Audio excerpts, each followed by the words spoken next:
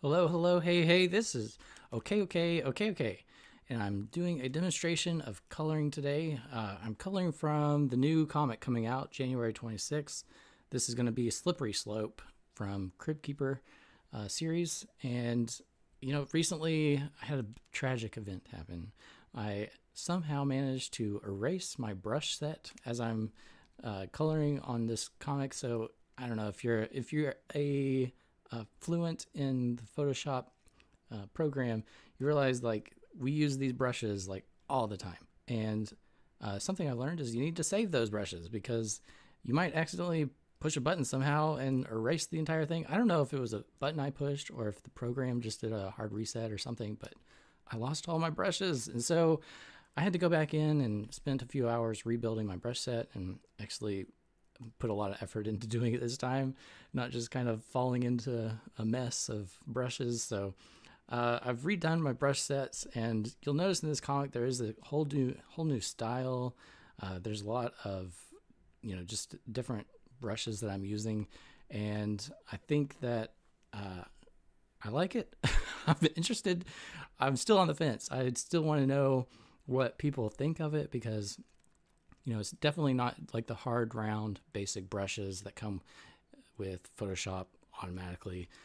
These are different brushes that are meant to look like an actual traditional art like you're doing in real life. And, there's some good things and some bad things about that, but it's kind of cool. I like it. And I'm not sure if I'm going to keep doing it that way because you do lose some details, but it does look like a traditional comic, which is cool. And I found this one brush. This is what I was basically doing this video for today.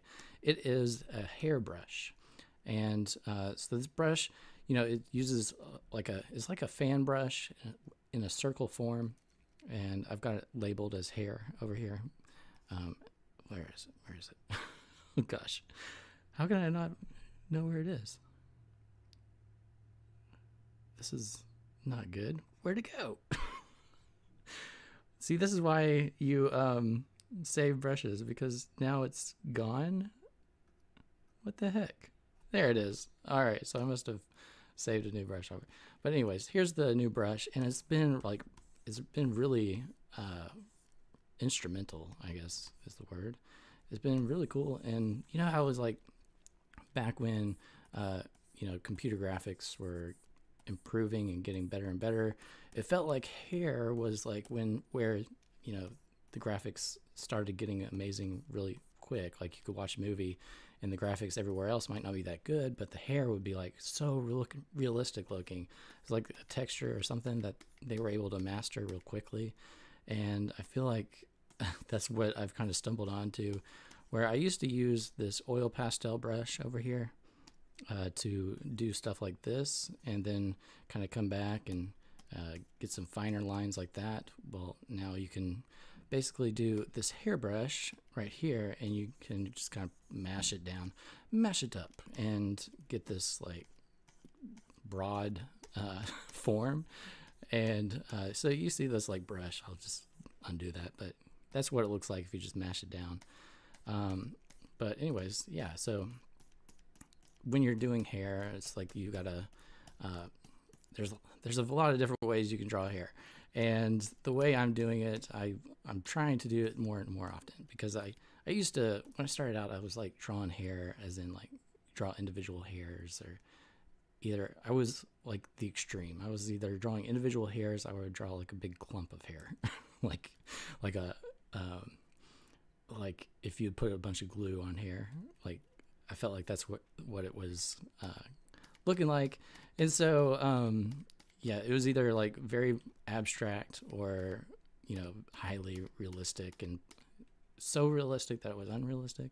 Does that make sense? But yeah, now I'm gonna show you how I've been doing it on this comic, which sort of like you find some major forms, and then you find some reflections up top. So we're going to mash it down a little bit up there, get a little bit of a what you call like a reflective shadow, reflective lighting up there. It's not, but But anyways, yeah. So now we'll get the white, and I'm just going pure white on this. I'm sort of taking inspiration from Tangled, I think, where, you know, there's this kind of hairstyle on the Rapunzel character. And so now you can do just like a slight kind of like penciling it in almost, you could say. And it just, like, for me, this is really cool because it does everything that I was trying to do, and it just was like, oh yeah, it was like a light bulb clicking, and like, oh yeah, this is exactly what I've been trying to do, and much easier. Okay, so then I'll come in at the very end, and I don't know, we could use this small oil pastel brush and kind of get a, kind of make it more solid or something. I don't know how to describe this, but give it more substance.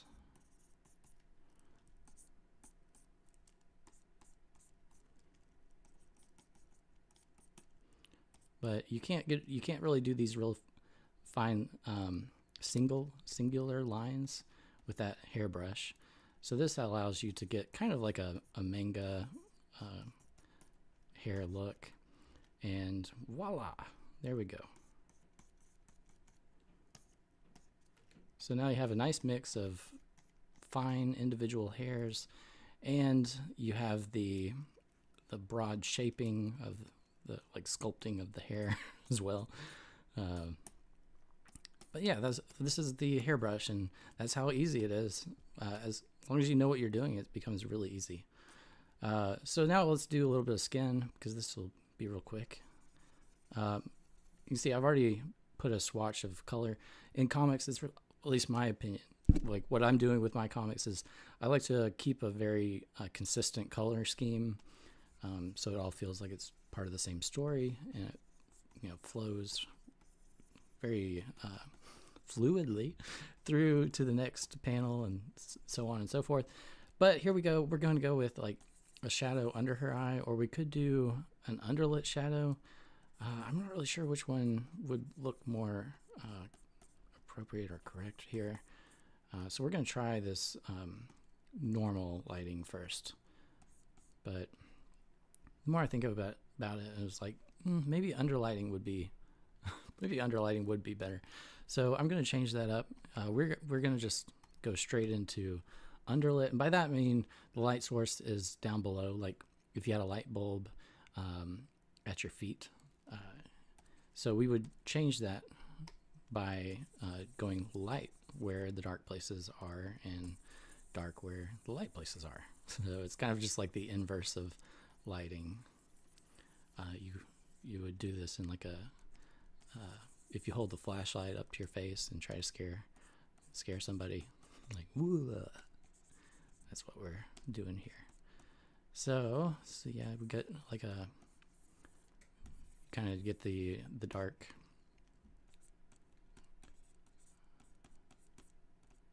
right there, and that's pretty much everything.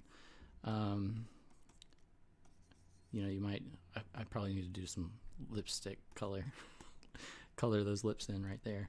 But yeah, this is what we're going with here.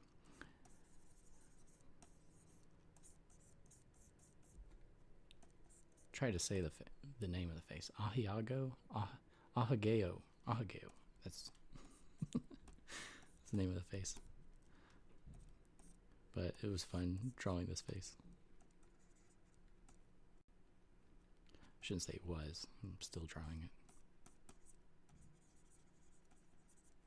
Should probably zoom in a little bit too. There we go.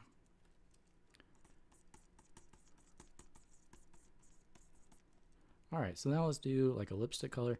And for lips, I usually go with, you know, not, if you go too red, suddenly it looks like they're wearing lipstick, and you want to keep it somewhat natural. So, you know, maybe not in every situation, but with most of my panels, I'm going with this kind of like a light pink. And we would go with let's just go with white. I'm going to go light there, and then we'll go with the edging underneath again.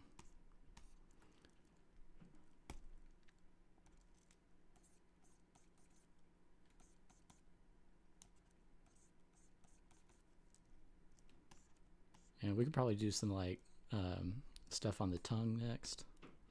It's funny to say. We'll get like a very, I don't know if we should do white. Let's do like a very light pink. We should probably do like shade the entire form of the mouth or the tongue first.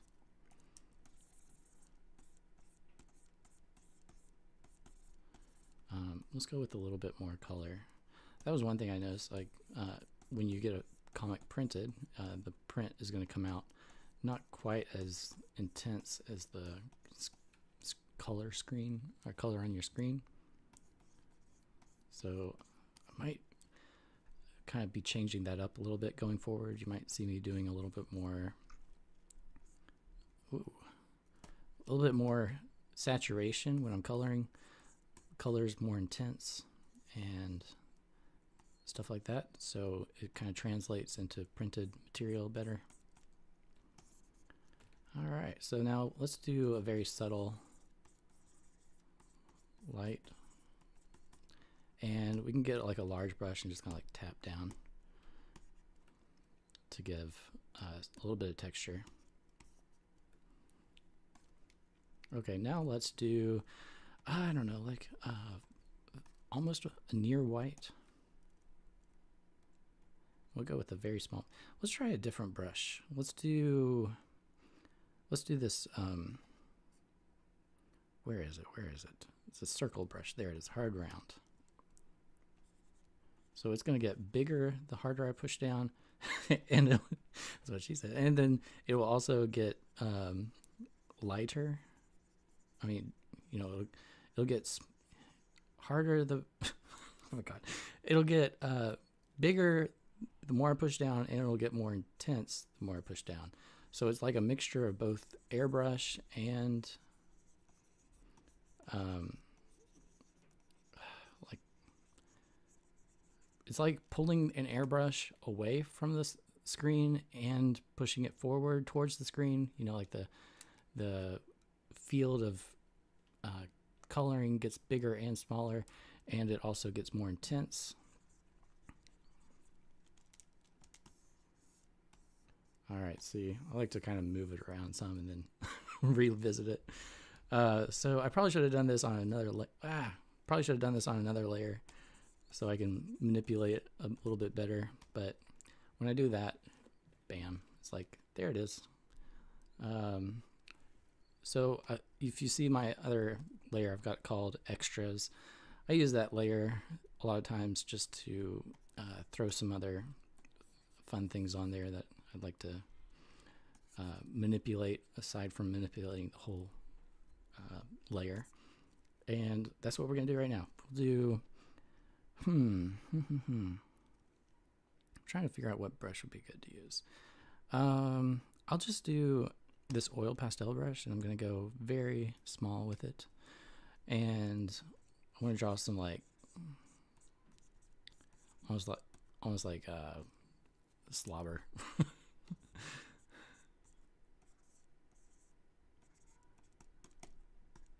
This is nice because it kind of gets almost like blurry, like out of focus stuff. And it can do some like,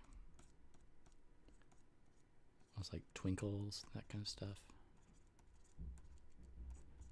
Almost like a lens flare. But let's have it go back in her mouth too. That way, it looks like the light is hitting it and creating a little lens flare thing. This is probably getting a little too bright. It's definitely popping out on the screen to me. So I'm going to take the brush, and this is why we do it on the extras layer. We can kind of soften it without erasing the entire coloring. There we go. And now you can do something more fun. Let's go back to the original layer. because I don't think I finished shading down here. Let's just finish shading down here real quick. And this is mostly going to be just all in darkness because the lighting, the angle of light. All right, so get a little bit more of a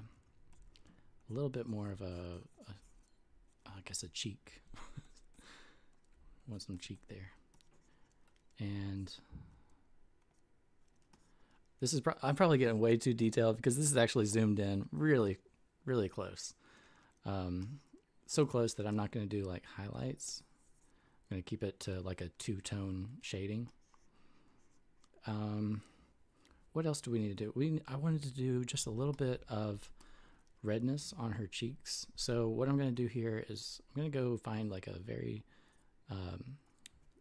subtle muted, I guess, skin tone, and we'll try just a muted skin tone first. And I'm going to use a brush. Let's say Dotty Gritty Shading. That's what I named it. This has some like speckles in there, but it's so small you're probably not even going to be seeing those speckles. It's just kind of like a messy brush. I'm using a lot of words in this video that seems suggestive, I guess. Okay, so a messy brush. Definitely feels like there's some healthy blood in her face. So we're gonna kind of darken it. This is the other thing that is kind of an interesting note is when you're trying to darken the skin color, or mostly any skin color, you just kind of like add more redness to it and add a darker, what is it? A darker shade? Yeah, darker shade, and add more red to it. Okay. All right, so there she goes. There's some color in her face, and I'm gonna make this a little bit larger and get a little bit more texture in it. And now she's a very happy girl. So we're gonna work on the background next. Let's just do that real quick before we end the video. And then I'm gonna do a live stream of coloring page 1. So if you'd like to see more coloring, just hop on for my live stream of page 1. Okay, so I was going to do something that looked a little bit like a watermelon for some reason. I don't know, it just seemed fun. So I'm going to go with like a, just kind of like almost like a textured gradient background for this. I've been doing a lot of intense, detailed backgrounds, and so I'm trying to balance it out now with some very basic backgrounds. So it's just not, so the backgrounds don't become like subtly, or subconsciously, that's the word, subconsciously overwhelming, where it's nice to have some just like very simple, easy backgrounds. All right, so we're gonna go with a different color here. We're gonna try to brighten it up with a, that's a little too, we're gonna go with the almost like that the lipstick color. I like letting some of that intense color, saturated color, definitely some of that shine through in little specks, because it's nice to have little pops of color. And then we'll come in, we'll zigzag on the saturation curve and go a little bit more purplish. Purple is a color that I've been using a lot in this. Oh no, got disconnected. But yeah, here we go. Reconnection successful. All right, I had a moment where my thing disconnected, but this is pretty much done. I will probably add some, ooh, that would be really fun. Let's do like almost like fireworks, where it's even better when you can do like a speckled firework and then do a what's it called, like a smudge. Use a smudge stick. That's gonna be too harsh. I need something like the hairbrush. I wonder if we could use the hairbrush and really get full use out of the hairbrush. And I realize now why I couldn't find it. Like it's kind of gotten squeezed down there. Okay, so let's see if I can do this where I do like this, do this. Oh, okay, good. I am on the extra layer.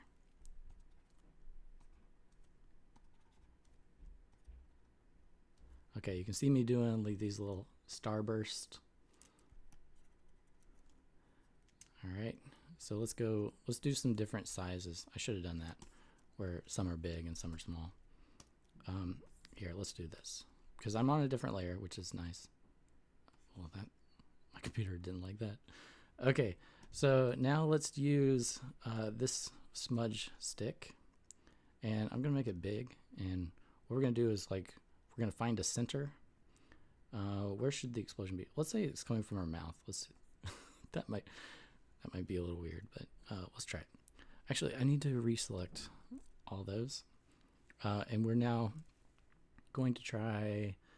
Let's try a can I do that? Where a filter?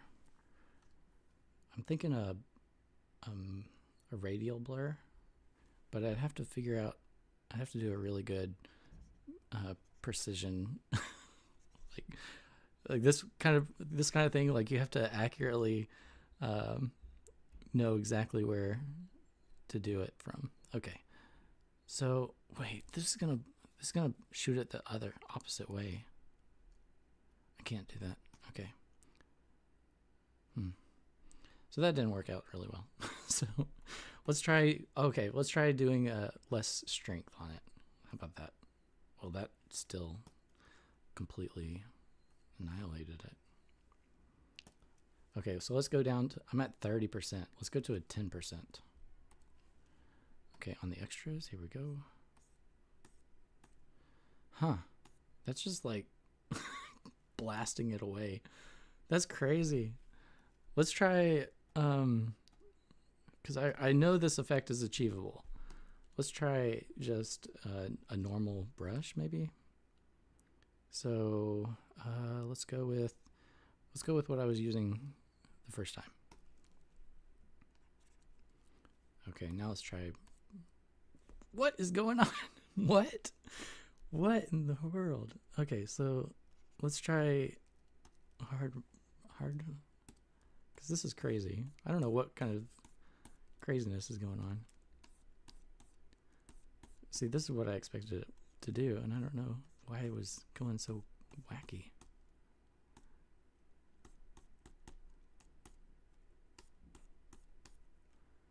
All right.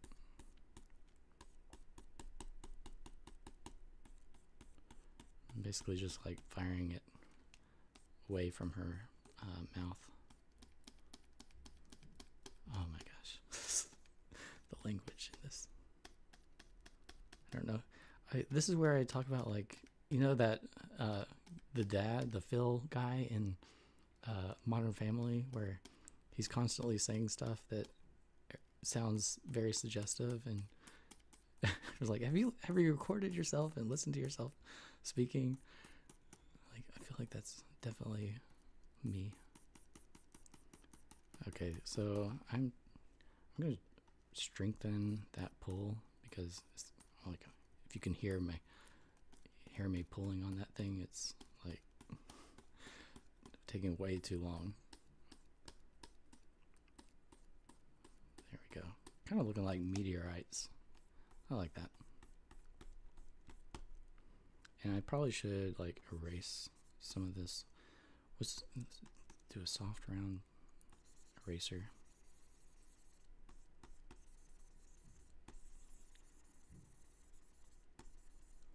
There we go. All right, so we'll go back and keep working on these. But yeah, that's how we're gonna achieve this little meteorite effect. And kind of looking like everything is shooting away and explosions. Fireworks.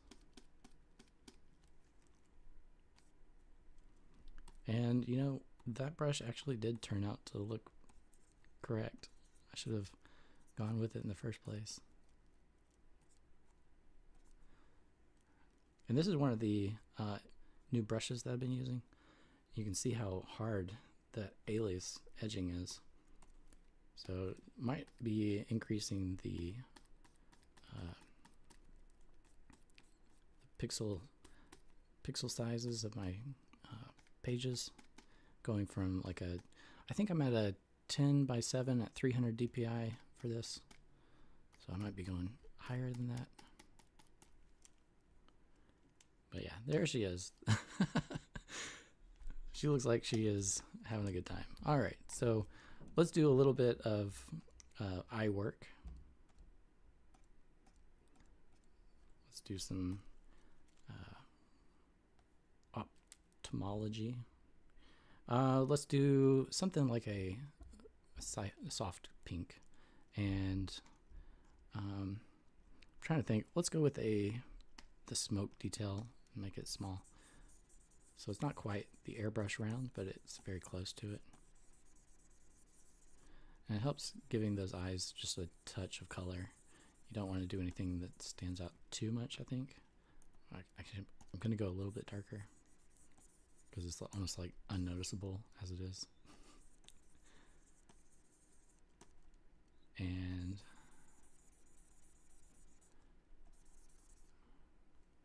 I'm seeing something like maybe I drew on the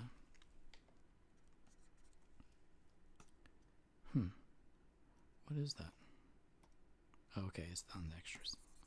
Try to fix that. Okay, so now we might want to do some extra coloring to her eyes just to make them. That's a strong point in someone's face, is their eyes, and that eye color really does make a difference. So I'm going to add just a touch of lightness towards the top of her eyes. And hopefully this is a good introductory panel for this character's face.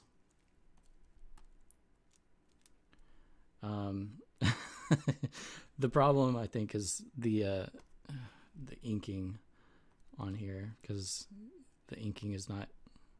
I'm so zoomed in that the inking is looking kind of uneven. Let's go with just this normal hard brush and sort of try to perform surgery on her eyes right here, because I'm using very tiny, using small brushes with tiny pixels, trying to do tiny corrections. Because you know, I don't know if you can notice that, if you notice this too, but it kind of looks like her eyes are a little bit cross-eyed or something. I guess this white of her eye is too high, maybe. Let's see if that fixes it. I might get into a strange game of like fixing it makes it worse, and then I just can't figure out how to make it look right. So that definitely has happened to me.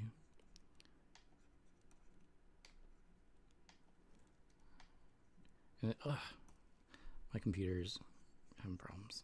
All right, so yeah, there we go. I don't know if I might have to just come back to this later and see if I can correct it, make it look like it's not crazy.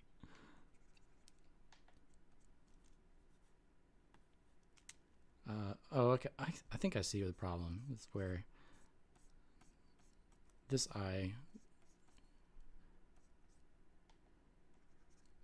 is, the pupil is just barely touching that eye line, and it was way too high over here.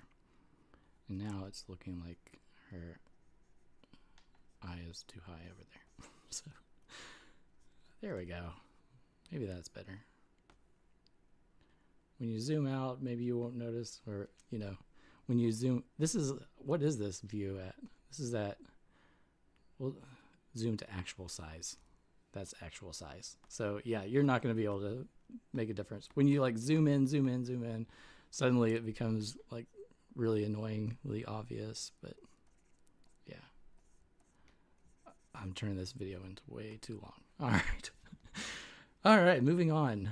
There we go. That's the face, and I'm sticking to it. I wonder if we could do like a curly Q shooting like woo, woo, woo. Okay, sound effects required. Okay, there we go. That's the face.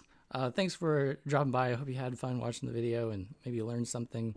If you have any questions, I'm on Discord, DeviantArt, and X. So if you want to reach out to me, please feel free to do that. This is for the upcoming comic Slippery Slope, which is available for pre-order on January 26th, 2025. Hope your 2025 is off to a good start, and I will see you next time. Thanks for stopping by. This has been Okay.